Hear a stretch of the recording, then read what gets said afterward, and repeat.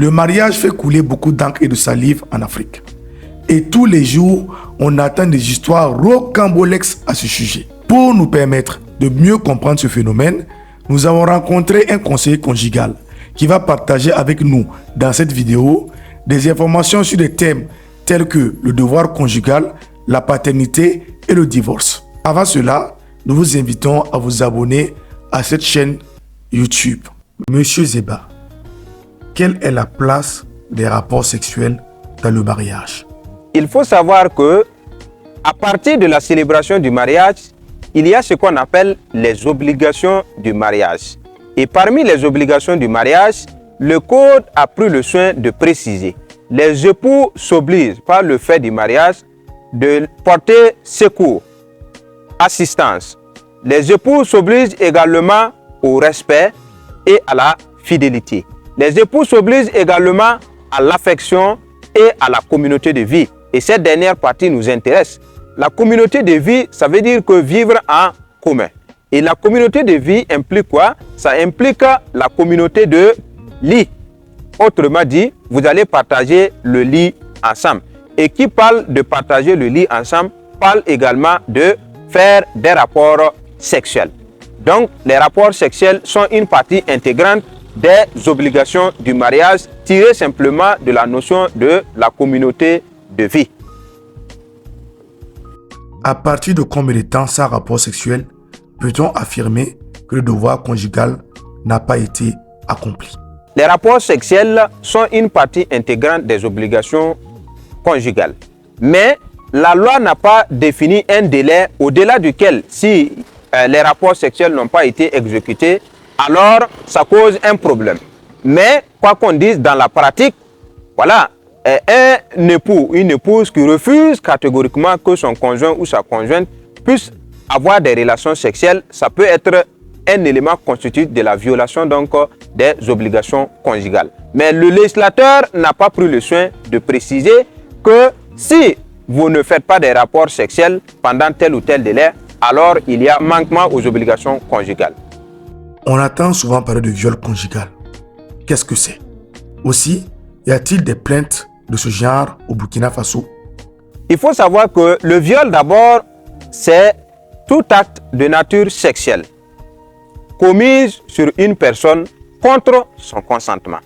Autrement dit, c'est une pénétration, que ce soit anale, buccale ou ça peut être vaginale, contraire ou au-delà donc du consentement de la personne, c'est-à-dire que la personne n'a pas consenti.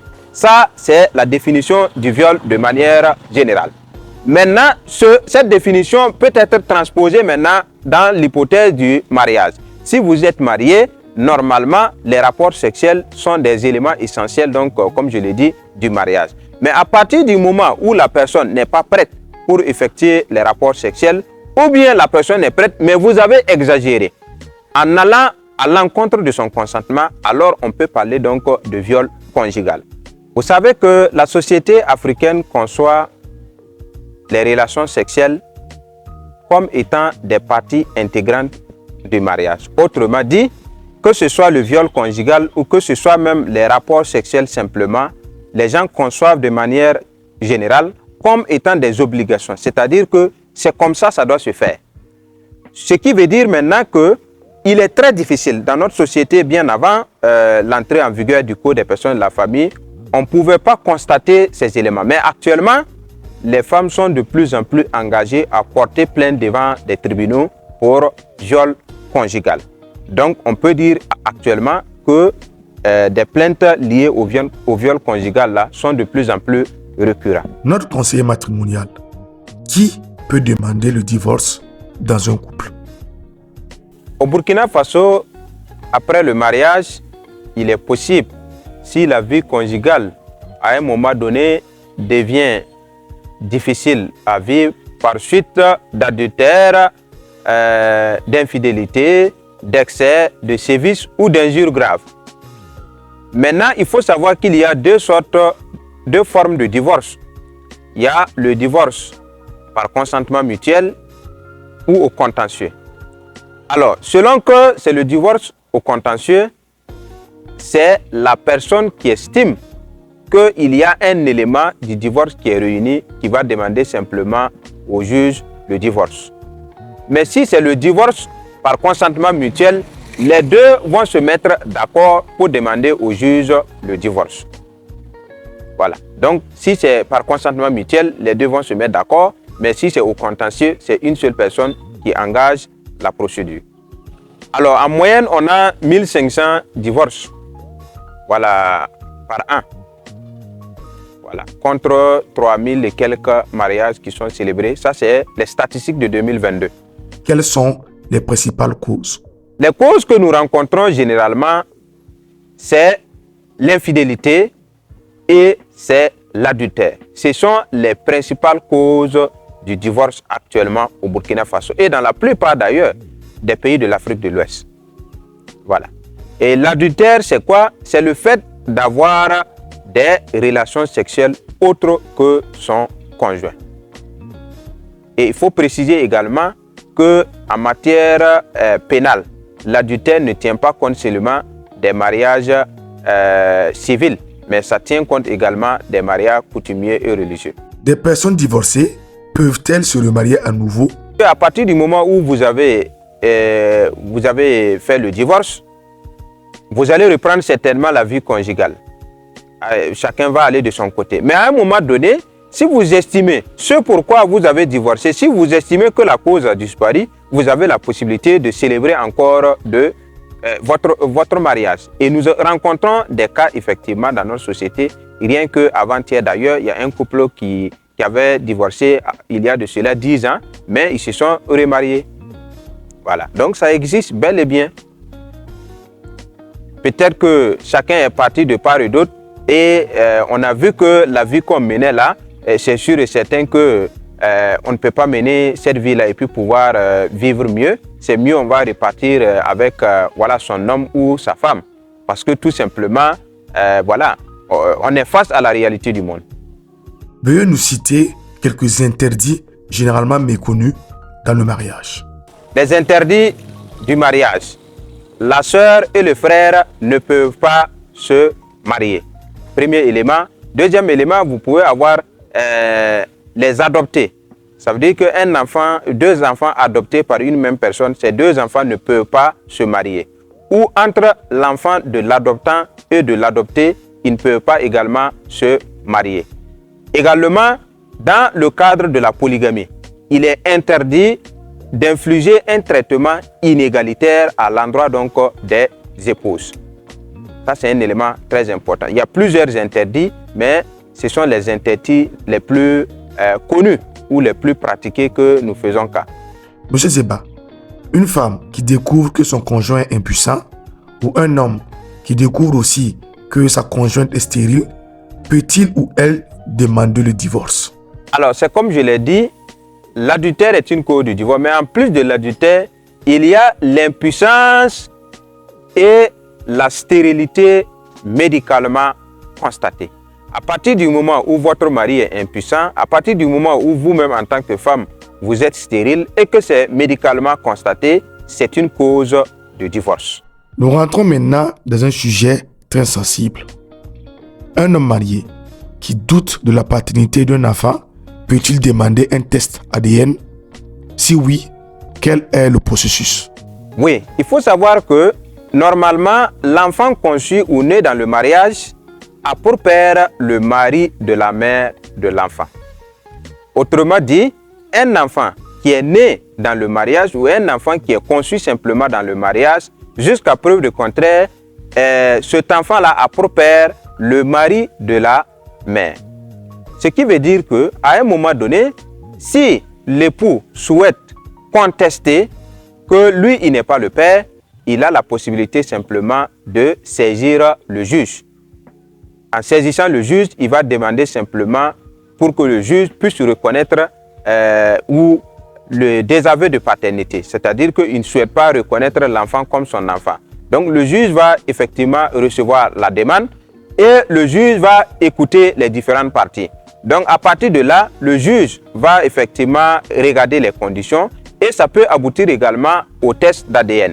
Donc il faut que le juge rende ce qu'on appelle une ordonnance. et c'est avec l'ordonnance là qu'on va faire le test d'ADN. Ce qui veut dire que vous ne pouvez pas vous lever les deux pieds joints, vous allez aller au niveau du service médical pour demander à ce qu'on fasse un test d'ADN. Parce que c'est un truc qui est conflictuel. Voilà pourquoi il faut une ordonnance du juge qui va vous autoriser à faire donc le test d'ADN. Et là, c'est encadré et c'est supervisé par le juge. Juridiquement, les enfants d'une personne décédée en concubinage peuvent-ils réclamer un héritage? À partir de la célébration du mariage, parce que dans notre société, il est tellement courant, le monsieur est marié à une femme, ils sont sous le régime de monogamie, mais au dehors, il a 3 enfants, 4 enfants. Donc, ce qui veut dire qu'il a obtenu ces enfants-là hors mariage. Mais la loi dit quoi? Les enfants, que ce soit dans le mariage ou que ce soit hors mariage, les enfants ont les mêmes droits. Ce qui veut dire quoi? À partir du décès, la succession va s'ouvrir. On va voir qui sont les enfants du monsieur ou de la dame. Voilà, si c'est le monsieur qui est décédé, on va voir qui sont ses enfants.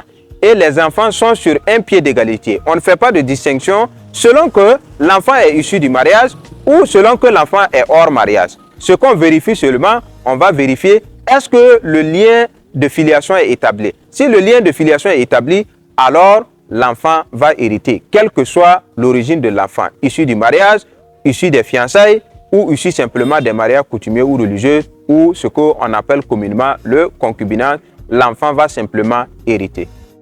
Monsieur le conseiller matrimonial, que pensez-vous de l'idée de la légalisation du mariage coutumier au Burkina Faso?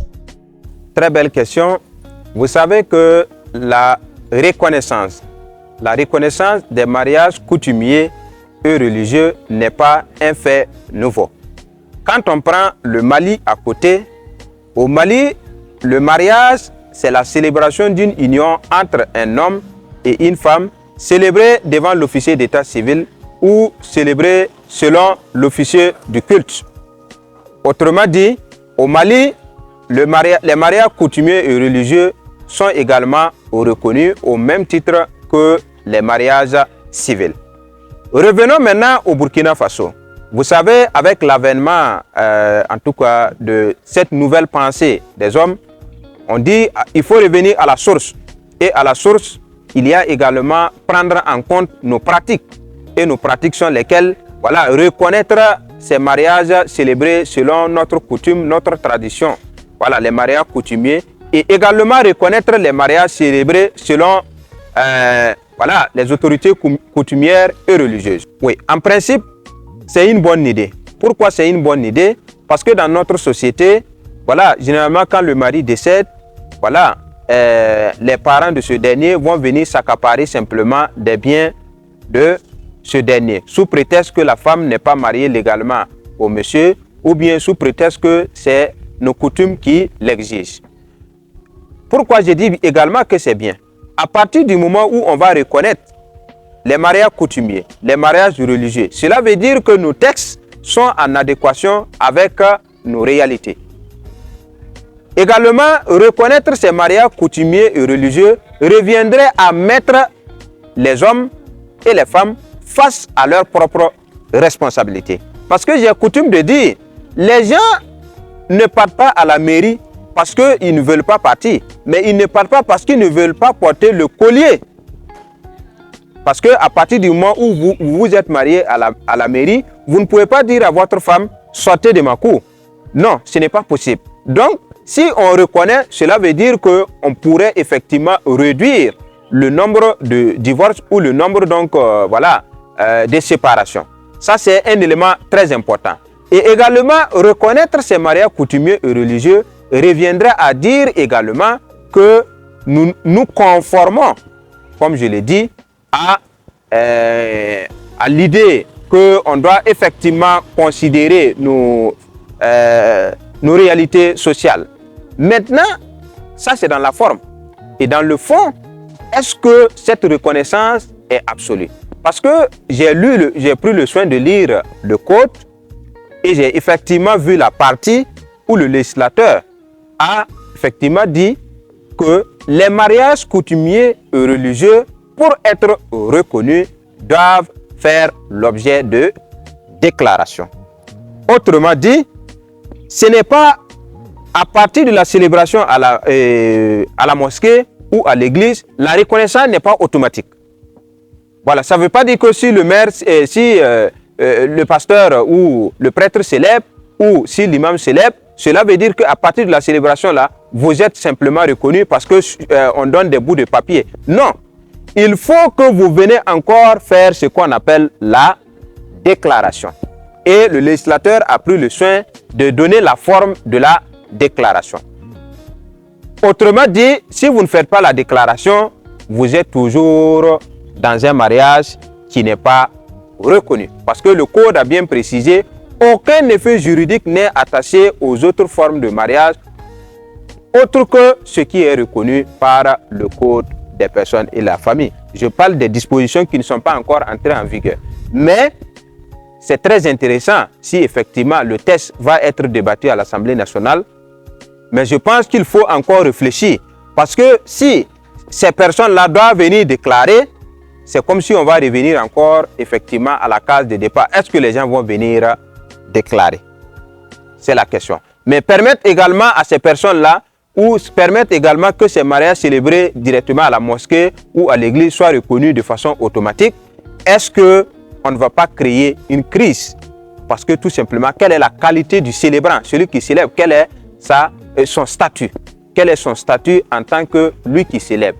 Est-ce qu'on sera sûr qu'ils vont respecter les règles en la matière, notamment la publication, notamment le respect des interdits, notamment également le fait que le mariage doit tenir compte de l'âge de la jeune fille et de l'âge du jeune garçon. Tout ça, ce sont des éléments à prendre en compte. Nous espérons également que vous allez prendre en compte toutes les informations que nous vous avons fournies dans cette vidéo. Chers abonnés, le mariage est loin d'être un jeu. Alors, informons-nous pour pouvoir mener à bien notre mariage ou notre futur mariage. À très bientôt pour d'autres thématiques.